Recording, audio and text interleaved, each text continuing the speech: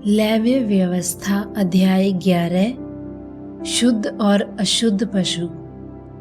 फिर यहोवा ने मूसा और हारून से कहा, इज़राइलियों से कहो, जितने पशु पृथ्वी पर हैं उन सबों में से तुम इन जीवधारियों का मांस खा सकते हो, अर्थात पशुओं में से जितने चिरे या फटे खुरके होते हैं और पागूर करते हैं उन्हें खा सकते हो, परंतु पागूर करने वाले या फटे खुर वालों में से इन पशुओं को ना खाना, अर्थात ऊंट जो पागूर तो करता है परंतु चिरे खुर का नहीं होता, इसलिए वह तुम्हारे लिए अशुद्ध ठहरा है। और शापान जो पागूर तो करता है परंतु चिरे खुर का नहीं होता, वह भी तुम्हारे लिए अशुद्ध है। और खर्रा जो पागूर तो करता है परंतु चिरे खुर का नहीं होता, इसीलिए वह भी तुम्हारे लिए अशुद्ध है। और सूअर जो चिरे अर्थात फटे खुर का होता तो है परंतु पागूर नहीं करता, इसलिए वह तुम्हारे लिए अशुद्ध है। इनके मांस में से कुछ न खाना और इनकी लोथ को छूना भी नहीं, ये तो तुम्हारे लिए अशुद्ध है। फिर जितने जल जंतु हैं उनमें से तुम इन्हें खा सकते हो, अर्थात समुद्र या नदियों के जीव जंतुओं में से जितनों के पंख और चोंयटे होते हैं उन्हें खा सकते हो। और जलचरी प्राणियों में से जितने जीवधारी बिना पंख और चोंयटे के समुद्र या नदियों में रहते हैं वे सब तुम्हारे लिए घृणित हैं। वे तुम्हारे लिए घृणित ठहरे, तुम उनके मांस में से कुछ न खाना और उनकी लोथों को अशुद्ध जानना। जल में जिस किसी जंतु के पंख और चोंयटे नहीं होते वह तुम्हारे लिए अशुद्ध हैं। फिर पक्षियों में से इनको अशुद्ध जानना, ये अशुद्ध होने के कारण खाए न जाएं, अर्थात उकाब, हड्डफोड़, कुरर, शाही और भांति भांति की चील और भांति भांति के सब काग, शत्रुमुर्ग, तखमास, जल कुक्कुट और भांति भांति के बाज, हबासिल, हाड़गील, उल्लू, राजहंस, धनेश, गिद्ध, लगलग, भांति भांति के बगुले, टटिहरी और चमगीदड़। जितने पंख वाले 4 पांवों के बल चलते हैं वे सब तुम्हारे लिए अशुद्ध हैं। पर रेंगने वाले और पंख वाले जो 4 पांव के बल चलते हैं, जिनके भूमि पर कूदने फांदने की टांगे होती हैं, उनको तो खा सकते हो।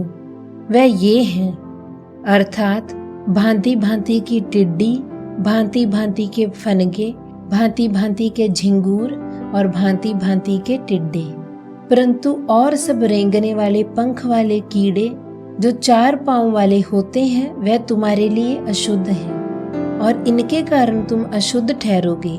जिस किसी से इनकी लोथ छू जाए वह सांझ तक अशुद्ध ठहरे, और जो कोई उनकी लोथ में का कुछ भी उठाए वह अपने वस्त्र धोए और सांझ तक अशुद्ध रहे। फिर जितने पशु चिरे खुर के होते हैं परंतु ना तो बिल्कुल फटे खुर और पागूर करने वाले हैं वह तुम्हारे लिए अशुद्ध हैं।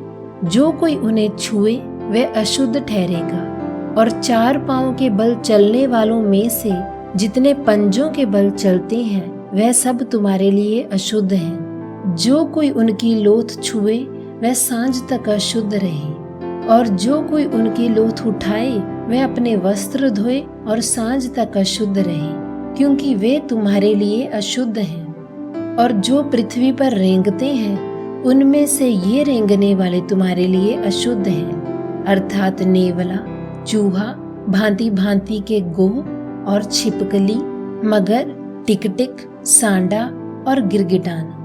सब रेंगने वालों में से ये ही तुम्हारे लिए अशुद्ध हैं। जो कोई इनकी लोथ छुए वह सांझ तक अशुद्ध रहे।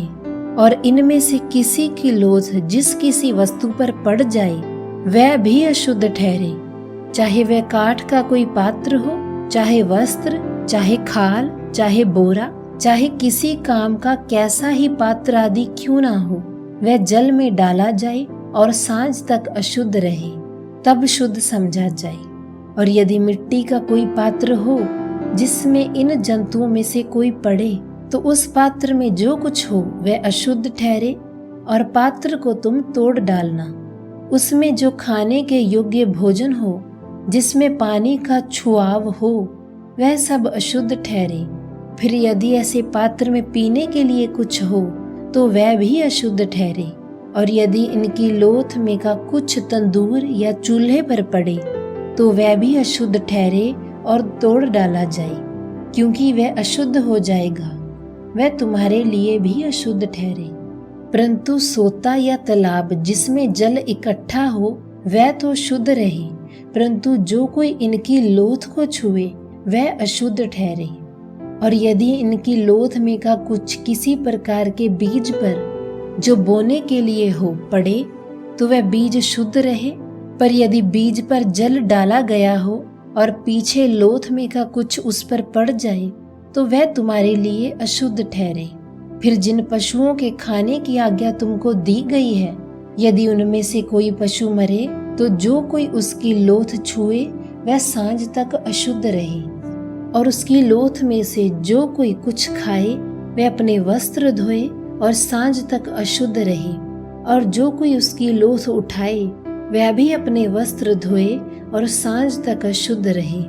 और सब प्रकार के पृथ्वी पर रेंगने वाले जंतु घिनौने हैं, वह खाए ना जाएं। पृथ्वी पर सब रेंगने वालों में से जितने पेट या 4 पांव के बल चलते हैं या अधिक पांव वाले होते हैं, उन्हें तुम ना खाना, क्योंकि वह घिनौने हैं। तुम किसी प्रकार के रेंगने वाले जंतु के द्वारा अपने आप को घिनौना न करना, और ना उनके द्वारा अपने को अशुद्ध करके अपवित्र ठहराना, क्योंकि मैं तुम्हारा परमेश्वर यहोवा हूँ। इस कारण अपने को शुद्ध करके पवित्र बने रहो, क्योंकि मैं पवित्र हूँ। इसीलिए तुम किसी प्रकार के रेंगने वाले जंतु के द्वारा जो पृथ्वी पर चलता है अपने आप को अशुद्ध ना करना, क्योंकि मैं वह यहोवा हूँ जो तुम्हें मिस्र देश से इसलिए निकाल ले आया हूँ कि तुम्हारा परमेश्वर ठहरूं। इसलिए तुम पवित्र बनो, क्योंकि मैं पवित्र हूँ। पशुओं, पक्षियों और सब जलचरी प्राणियों और पृथ्वी पर सब रेंगने वाले प्राणियों के विषय में यही व्यवस्था है कि शुद्ध अशुद्ध और भक्ष्य और अभक्ष्य जीवधारियों में भेद किया जाए।